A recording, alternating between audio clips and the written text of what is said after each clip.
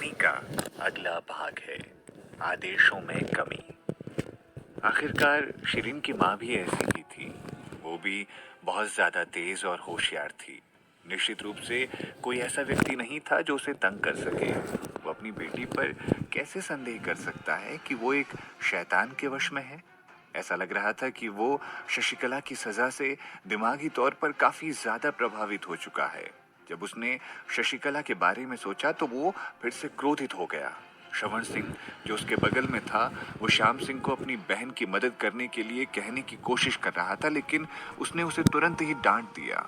मुझसे उसकी मदद करने की उम्मीद बिल्कुल भी नहीं करना, क्योंकि उसने बहुत सारी अनुचित चीजें की हैं। उसे जेल में ही मरने देना चाहिए। जाने से पहले उसने ये सब श्रवण सिंह को कहा। वजीर के परिवार में भी बुरी खबर मिल चुकी थी।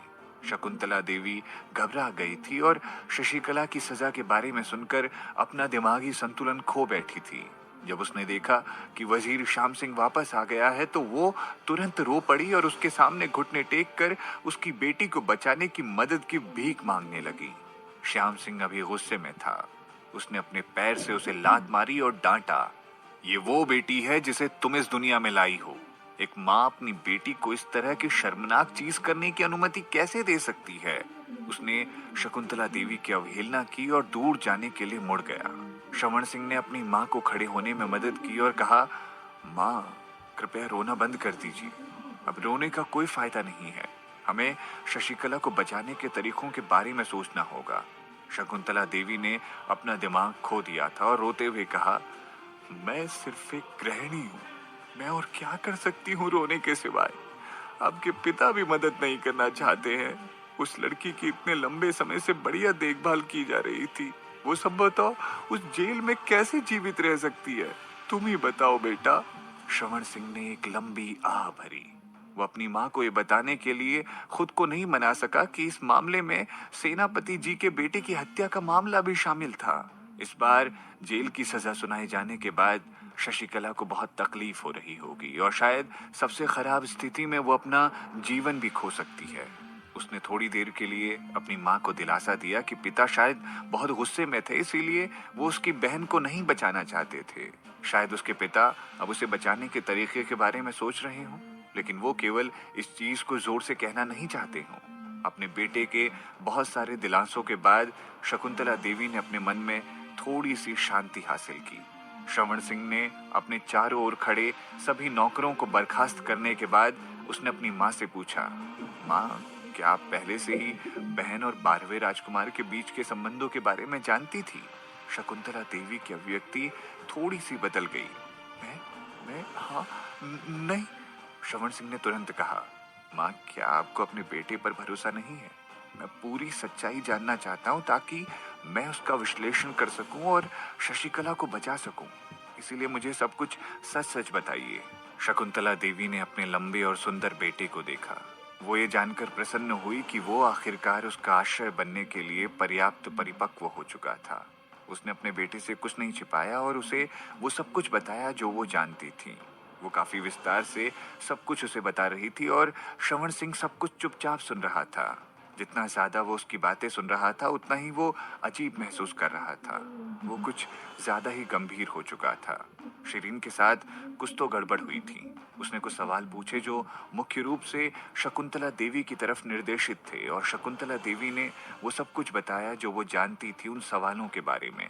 इस घर में दूसरों ने उस बच्ची की काफी अनदेखी की हो सकती है, लेकिन शकुंतला देवी ने उसे जो यातनाएं दी थी वो सब सिर्फ उसे दुनिया की बेहतर समझ के लिए ही दी थी। वो भी हाल ही में शिरीन के परिवर्तनों को देखकर काफी चकित थी। जब कोई व्यक्ति अपनी सीमा पार कर जाता है तो कोई अपना गुस्सा चरम सीमा तक फेंक सकता है और दोबारा शांत हो सकता है। हालांकि ये परिवर्तन शिरीन के मामले में बहुत कठोर था।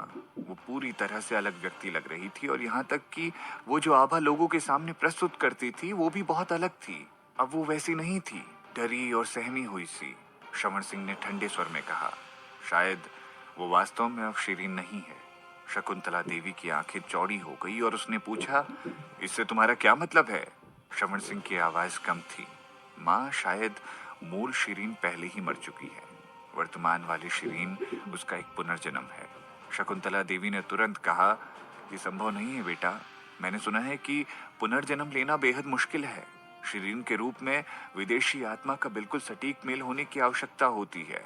इसके अलावा भले ही एक मजबूत आत्मा शरीर को सफलतापूर्वक धारण क्यों ना कर ले, वो शरीर को थोड़े समय के लिए पूरी तरह से नियंत्रित कर लेगी, लेकिन थोड़े समय बाद जब वो शरीर चलता है तो ये एक मुर्दे की तरह दिखाई देगी। इसे भेद करना बहुत आसान है और ये बताना भी बहुत आसान है कि वो एक पुनर्जन्म है। हालांकि ये बदसूरत लड़की तो हर दिन बिल्कुल स्वतंत्र रूप से चलने में सक्षम लगती है और पूरी तरह से सही लगती है। उसके चेहरे के भाव भी बिल्कुल सही हैं। ये पुनर्जन्म के बाद के प्रभाव की तरह तो बिल्कुल नहीं लगता है। श्रवण सिंह ने अपने माथे को रगड़ते हुए शकुंतला देवी से कहा, आपकी बात में दम तो बहुत है माँ, और अब मुझे भी संदेह होने लगा है कि आप सही कह रही हैं, लेकिन ये भी तो हो सकता है शायद उसने बदसूरत लड़की की नकल करने के लिए एक परिवर्तन मंत्र का इस्तेमाल किया हो। शकुंतला देवी और भी अधिक स्तब्ध रह गई और बोली, परिवर्तन मंत्र? क्या वो वही पौराणिक परिवर्तन मंत्र है? इसे केवल उसी व्यक्ति द्वारा किया जा सकता है जिसके पास सर्वोच्च आध्यात्मिक शक्ति का स्तर हो, जो स्वतंत्र रूप से परिवर्तन मंत्र का अभ्यास करता रहता हो। ये मंत्र तो मेरे ख्याल से तीनों कुलों के प्रमुख भी इस्तेमाल करने की क्षमता नहीं रखते। अगर वर्तमान शरीर में ऐसी क्षमता है तो वो पहले से ही सबसे मजबूत गुरु होगी और उसे हमारे घर में चारों ओर चोरी करने की आवश्यकता नहीं होनी चाहिए। श्रवण सिंह ने निराश होकर कहा, यह केवल मेरे द्वारा लगाया गया अनुमान है। ये कोई शैतान हो सकता है जो अपनी पहचान उजागर नहीं करना चाहता है और जानबूझकर एक कम आभा वाली बदसूरत लड़की में बदल गया हो। शकुंतला देवी ने अपना सर हिलाया और कहा, मुझे लगता है कि आपकी धारणा का कोई मतलब नहीं बनता है। श्रवण सिंह को भी ऐसा ही महसूस हुआ। उसके मन में एक विचार आया। थोड़ी देर के लिए उसने माँ को सांत्वना दी, फिर वो अपनी माँ के कक्ष से बाहर चला आया। वो वहां खड़ा था और एक पल के लिए उसने कुछ सोचा, फिर उसने अपनी निद्रा वाली पोशाक पहनकर खिड़की के बाहर छलांग लगा दी। वो शिरीन के आंगन की दिशा में तेजी से आगे बढ़ा। वो बदसूरत लड़की का परीक्षण करने जा रहा था। श्रवण सिंह की आध्यात्मिक शक्ति और योग शक्ति सभी अच्छी थी। उसके पास एक चुस्त शरीर था जिसने उसे एक छत से दूसरी छत तक आसानी से उड़ने की अनुमति दी। आमतौर पर इस तरह से वो बिना किसी की नजरों में आए बाहर जाता था और किसी के द्वारा देखे जाए बिना ही वापस घर में प्रवेश कर जाता था। लेकिन इस बार आंगन में गश्त करने वाले पहरेदार काफी ज्यादा थे और वो सभी युद्ध कला में माहिर थे। इससे पहले कि श्रवण सिंह आंगन में उतर पाता, पहरेदारों ने उसे पहचान लिया और जोर से चिल्लाने लगे, कौन है वहां? और जल्दी से उसका पीछा करने लगे। बेशक श्रवण सिंह जल्दी से भागने के लिए मुड़ गया। उसने अपना सारा बल अपने घर में इधर उधर भागने और छिपने में लगा दिया। 3 पूर्ण ऐसे छिपने और दौड़ने के दौर के बाद वो पहरेदारों से छुटकारा पाने और अपने घर वापस जाने में कामयाब हो गया। उसने तेजी से अपने कपड़े बदले और जैसे ही वो कपड़े बदल कर बैठा और चैन की सांस ले ही रहा था कि इतने में उसके पिता वजीर श्याम सिंह उसके घर पहुंच गए। वजीर श्याम सिंह के कमरे में प्रवेश करने के बाद चुपके से उन्होंने अपने बेटे की ओर देखा। उन्होंने श्रवण सिंह से पूछा, क्या उसने हत्यारे को देखा था? और उसे बताया कि जब वो क्षेत्र में आया था तो पहरेदार ने उक्त हत्यारे को खो दिया था। हालांकि श्रवण सिंह थोड़ा डरा हुआ था, लेकिन उसने उस चीज को पिता के सामने प्रकट नहीं किया और अपना सर हिला दिया। श्याम सिंह ने आगे उससे कुछ नहीं पूछा, लेकिन जानबूझकर कुछ शब्द बोले। इस बार शिरीन ने थोड़ा सम्मान और शोहरत प्राप्त कर ली है, इसीलिए मुझे लगता है कि निश्चित रूप से ऐसे लोग होंगे जो उसे पकड़ना चाहते होंगे। इसीलिए मैंने कुछ और पहरेदार उसके आंगन में तैनात कर दिए हैं। वो उसे किसी भी दुर्घटना से बचाने के लिए उसके आंगन में चारों ओर गश्त लगाया करेंगे। मैंने पहरेदारों को आदेश दिया है कि वो आंगन में आने वाले किसी भी संदिग्ध व्यक्ति को सीधा सीधा मार डाले। श्रवण बेटा, क्या आपके विचारों में मेरे आदेशों में कोई कमी है? श्रवण सिंह जानता था कि ये शब्द उसके पिता ने उसे चेतावनी देने के लिए बोले थे। इसी कारण वो उस वक्त और कुछ भी नहीं कहना चाहता था। वह अनिच्छा से मुस्कुराया और अपने पिता के विचार से शिरीन की रक्षा के लिए सहमत हो गया। श्याम सिंह ने उसके कंधे को थपथपाया और छींपते हुए कहा, श्रवण बेटा, आप और बाकी सभी बच्चे मेरे काफी प्रिय हो। मुझे उम्मीद है कि आप सभी एक दूसरे से प्यार कर सकते हो और एक दूसरे की पीठ को ढक सकते हो, एक दूसरे से एक दूसरे को बचाने के लिए।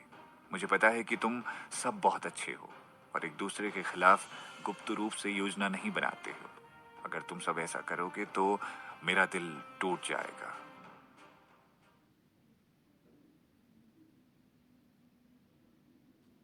आप सुन रहे हैं कहानी एक थी शिरीन। ये इस कहानी का अगला भाग है। कौन था वो व्यक्ति? श्रवण सिंह को जोर का झटका लगा। इससे पहले कि वो अपने पिता को कुछ कह पाता, श्याम सिंह पीछे मुड़ गया और वहां से दूर चला गया। श्रवण सिंह थोड़ी देर के लिए अपने कमरे में घूमता और सोचता रहा। वो जानता था कि वो अब शिरीन का परीक्षण नहीं कर सकता था। उसने कुछ लिखने से पहले एक दो पल के लिए सोचा और फिर अपने हरे तोते को बुलाया ताकि वो कबीले में रहने वाले अपने साथियों के साथ संपर्क बना सके। हरा तोता कोई आम तोता नहीं था, वो जादुई ताकतों का धनी था। उसने उस पत्र को अपने पेट में डाल लिया और बिजली की गति से वहां से उड़ गया। इस पक्षी की गति बहुत तेज थी। ये एक दिन में हजारों मील तक दूर उड़ सकता था। श्रवण सिंह का अनुमान था कि ये पत्र जो उसने लिखा था वो एक दिन के बाद उसके गुरु के हाथों तक पहुंच जाएगा। उस समय तक उसके गुरु शैतान और बुरी आत्मा को खत्म करने के लिए किसी को उसके घर भेज देंगे। यदि शिरीन का पुनर्जन्म था तो वो उसके स्वामी से नहीं बच पाएगा और उसका सच सामने आ जाएगा। रात का अंधेरा गहरा चुका था, लेकिन शिरीन अभी तक सो नहीं सकी थी। वो कभी इधर या कभी उधर अपने बिस्तर पर मुड़ी जा रही थी। दृढ़ पत्थर इस चीज को और बर्दाश्त नहीं कर सका और तंग आकर उसने शिरीन से पूछा, आपके साथ क्या गलत हुआ है? क्या आप आज जीत के कारण कुछ ज्यादा उत्साहित हैं? शिरीन बैठ गई और बोल पड़ी, मैं क्यों उत्साहित होऊंगी? मैं सोच रही हूँ कि मेरा अगला कदम क्या होना चाहिए। आप और क्या ही कर सकती हैं। अब तो आप काफी ज्यादा लोकप्रिय भी हैं। यहाँ तक कि सम्राट भी आपको बहुत महत्व देते हैं और आपके पिता ने आप पर ध्यान देना शुरू कर दिया है। अच्छे दिन आ गए हैं, लेकिन आप अभी भी चिंता में क्यों हैं? दृढ़ पत्थर अपने मूल स्वरूप में वापस आ चुका था और शिरीन की कलाई पर आराम कर रहा था। जाहिर है उसने अपने प्रकाश को कम चमकदार बना दिया था। शिरीन ने अपना सर थोड़ा सा हिलाया और कहा, ये उतना आसान नहीं है जितना आप सोचते हैं। श्याम सिंह ने मेरी पहचान पर संदेह करना शुरू कर दिया है। मुझे डर है कि सम्राट ने भी कुछ संदेह करना शुरू कर दिया और हो सकता है कि पर्दे के पीछे वो मेरी जांच करवा रहा हो। तो क्या आप इस सबसे डरती हैं? कंगन ने शिरीन से पूछा। क्या मैं और डरती हूँ? शिरीन ने हंसते हुए कहा, मैंने डर की भावनाओं को कभी नहीं जाना। अच्छा, आप तो बहादुर हैं मालकिन। दृढ़ पत्थर ने उसकी प्रशंसा की। ओ हाँ, जब से आपने मूल मालिक का बदला लिया है, क्या आप स्वर्ग में जा चुकी उस आत्मा की शांति के लिए प्रार्थना करना चाहती हैं? शिरीन ने अपनी आंखों को ऊपर उठाया। अगर उसकी आत्मा अभी भी आसपास है तो वो सब कुछ देखने में सक्षम होनी चाहिए और मुझे उसे बताने के लिए प्रार्थना की आवश्यकता नहीं होनी चाहिए। आपको प्रार्थना करने की आवश्यकता है, दृढ़ पत्थर ने कहा। मालकिन, आपके लिए बेहतर होगा अगर आप प्रार्थना कर लें ताकि मूल मालकिन की आत्मा शांति से आराम कर सके और आप भी आराम कर सकें। अचानक वो रुक गया। शिरीन ने देखा कि वो कुछ छुपा रहा था। उसने सवाल किया, क्या छुपा रहे हो तुम? आप आसानी से शरीर का उपयोग कर पाएंगी प्रार्थना के बाद? आखिरकार वो उसका शरीर था और वो इतने दयनीय तरीके से मारी गई थी। अब आपने उसका बदला लेने में उसकी मदद की है तो उसके बारे में प्रार्थना करना और उसे सूचित करना गलत नहीं होगा। दरअसल ये एक सही बात थी। शिरीन इन सब चीजों में काफी कुशल थी। वो बिस्तर से नीचे कूद गई और अपनी नौकरानियों को प्रार्थना की सामग्री तैयार करने का आदेश दिया। उसकी नौकरानियां भी बड़ी कुशल थी। उन्होंने जल्दी से आवश्यक सामग्री तैयार कर दी और कुछ ही मिनटों में प्रार्थना की सामग्री पहले से ही एक मेज पर रख दी गई। इस समय चंद्रमा उज्ज्वल रूप से चमक रहा था और मौसम हवादार था। शिरीन ने 3 अगरबत्तियों की छड़ें जला दी और उन्हें थाली में डाल दिया। उसने अपनी नौकरानियों को कुछ कागज के पैसे जलाने का भी आदेश दिया था, जबकि वो वहां खड़ी थी और फिर शिरीन ने कुछ शब्द फुसफुसाए। गमले में कागज का पैसा जल रहा था। अचानक एक हवा चली जिसने राख को हवा में उड़ा दिया और थोड़ी देर तैरने के बाद वो गायब हो गई। उसके साथ काम करने वाली नौकरानी चुपचाप फुसफुसाई, मालकिन की आत्मा यहाँ आ चुकी है। शिरीन ने अपनी दासी को ये नहीं बताया था कि वो किसके लिए प्रार्थना कर रही है। इस प्रकार नौकरानियों को हमेशा लगता था कि वो अपनी माँ से प्रार्थना कर रही है, मूल श्रीमती कुमकुम देवी। शिरीन ने उन्हें कुछ भी समझाना जरूरी नहीं समझा। उसने उस राख को देखा जो एक बादल की तरह हवा में उड़ती दिख रही थी और उसे एक अजीब सा एहसास हो रहा था, जैसे कि उसके मूल मालिक को अपनी आंखें बंद करके शांति से उसने उड़ते हुए देखा हो। जब वो वापस कमरे में आई तो उसने अपनी कलाई पर दृढ़ पत्थर कंगन को वापस पहना। पत्थर ने उससे उत्साहित होकर सवाल पूछा, मालकिन जी, क्या आप अब कुछ महसूस कर सकती हैं? क्या आप अपने शरीर को अब और शिथिल अवस्था में महसूस कर सकती हैं? शिरीन ने अपनी आंखें बंद कर ली और अपने शरीर को महसूस करने लगी। उसने पाया कि उसका थोड़ा कठिन शरीर अब अधिक जीवंत और फुर्तीला हो गया है। क्या हुआ मालकिन? कंगन ने शिरीन से सवाल किया। शिरीन ने दृढ़ पत्थर कंगन की ओर देखा। वो खांसी और कहा, पहली मूल मालकिन की कुछ शिकायतें अभी भी उसके आसपास थी, इसीलिए ये काफी सामान्य बात थी कि वो शरीर थोड़ा कठोर था। अब जब वो शिकायत भी चली गई है और मेरी आत्मा इस शरीर के साथ और भी निर्बाध रूप से मिल गई है, तो मैं और अधिक जीवंत महसूस करूंगी। और जब मैं इस शरीर का उपयोग करूंगी तो मैं और ज्यादा चुस्त महसूस करूंगी। समझे मेरी बात छोटू? शिरीन को अब काफी राहत मिल चुकी थी। अचानक उसे कुछ याद आया। मुझे उस जहरीले कीड़े को फिर से पकड़ने के लिए उस परित्यक्त महल में जाना होगा, और वो तुरंत वहां टेलीपोर्ट करना चाहती थी। एक पल के बाद उसने आंखें खोली और इधर उधर देखा। वो उलझन में थी। उसने मन ही मन सोचा, मैं अभी भी यहाँ क्या कर रही हूँ? उसने वास्तव में सफलतापूर्वक टेलीपोर्ट नहीं किया था और वो अभी भी अपने कमरे में थी। ये स्थिति पहले कभी उसके साथ नहीं हुई थी। शिरीन को इस बात पर विश्वास नहीं हुआ कि उस टेलीपोर्ट टेक्निक को उसने दूसरी बार करने की कोशिश की, लेकिन वो फिर से असफल रही। ये कैसे हो सकता है? शिरीन अब असल में काफी चिंतित महसूस कर रही थी। उसने दृढ़ पत्थर कंगन से पूछा, मेरी टेलीपोर्टेशन टेक्निक काम क्यों नहीं कर रही है? क्या ये इसीलिए हो रहा है क्योंकि मूल मालकिन की शिकायत दूर हो गई है? दृढ़ पत्थर कंगन भी भ्रमित था। वो तुरंत बोल पड़ा, ये तो असंभव है। शिकायत के बिना आप और अधिक लचीली हो जानी चाहिए थी और आपका टेलीपोर्ट करना और अधिक आसान होना चाहिए था। क्या आप बहुत थक गई हैं? आप आज बहुत थकी हुई लग रही हैं। क्या ये सच था? शिरीन एक चिकित्सक थी, लेकिन वो इस मसले के मूल कारण का पता नहीं लगा सकी। उसने लगातार खुद को कुछ उपचार दिए, लेकिन फिर भी कोई परिणाम नहीं मिला। क्योंकि उसके पास इस मुद्दे को हल करने का कोई दूसरा तरीका नहीं था, इसीलिए उसने पहले आराम करने का फैसला किया। धीरे धीरे रात उतर रही थी। अचानक इस बात का उसे आभास हुआ कि चुपचाप खिड़की खोलकर कोई उसके कमरे में घुस गया था। शिरीन के बिस्तर के पास हरे रंग का एक आदमी अचानक दिखाई दिया। वो एक पल के लिए शिरीन के पास खड़ा रहा और धीरे से उसके पास पहुंचा और धीरे से बिस्तर की चादर खोल दी, जिस कारण अंदर सो रही लड़की उजागर हो चुकी थी। बिस्तर पर लेटी लड़की आकार में काफी पतली थी। हथेली के आकार जितने चेहरे पर उस चेहरे की विशेषताएं बहुत ही नाजुक सी थी। उसके माथे पर लाल धब्बे को हटा लें तो वो बड़ी लड़की होने पर एक सुंदर लड़की बन जाएगी। लड़की गहरी नींद में नहीं सोती थी। वो थोड़ा डर गई। अचानक उसने अपने शरीर को मोड़ लिया और रजाई के कोने पर फेंक दिया। वो आदमी आश्चर्यचकित था और एक पल के लिए उसने उसकी तरफ देखा। उसने अपना हाथ उठाया और वो रजाई उसे ढांकने के लिए अपने आप उड़ गई। ये काफी गर्म है। लड़की थोड़ी देर के लिए मुग्ध हो गई और रजाई को फिर से दूर फेंक दिया। लेकिन ये पहले से ही शरद ऋतु थी और रात में मौसम काफी ठंडा था। उस समय कमरे में ना तो बुखारी थी और ना ही कमरा गर्म करने वाला यंत्र। रजाई से ढके बिना ठंड का उस लड़की को पकड़ना बहुत आसान था। हालांकि उसे ठंड नहीं लगती थी और वो केवल एक पतली पोशाक पहनती थी, लेकिन ठंड के बजाय उसे गर्मी महसूस हो रही थी क्योंकि उसके माथे पर पहले से ही काफी पसीना आ चुका था। आदमी की आंखें गहरी हो गई। वो थोड़ा निराश हो गया। ये केवल अब था कि वो जानता था कि इस लड़की का एक गर्म शरीर संविधान था। वो लड़की की कलाई को पकड़ने के लिए उसकी उंगलियों तक पहुंच गया। थोड़ी देर के बाद उसने अपनी उंगलियां हटा दी और शिरीन को देखा।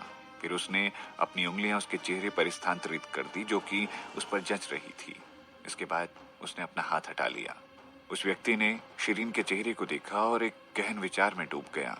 वो कुछ सोच रहा था। एक क्षण बाद उसने अपना हाथ उठाया और अपना सर खुजलाने लगा। खिड़की दोबारा से खुल गई और वो खिड़की के ठीक सामने गायब हो गया। पहरेदार अभी भी बिना इस सूचना की कि एक आदमी जो कमरे में घुस गया था और चला भी गया, वहां गश्त कर रहे थे। कमरे में एकदम सन्नाटा लौट आया। शिरीन ने धीरे धीरे अपनी आंखें खोली। मालकिन, आप सच में जाग रही हैं? क्या आप जानती हैं कि कोई व्यक्ति कमरे में आया था? यदि वो व्यक्ति आपको मारना चाहता होता तो आप कब की एक मृत व्यक्ति होती। दृढ़ पत्थर ने उसके मन में असंतोष जारी किया। शिरीन चुप रही और उसने कुछ नहीं कहा।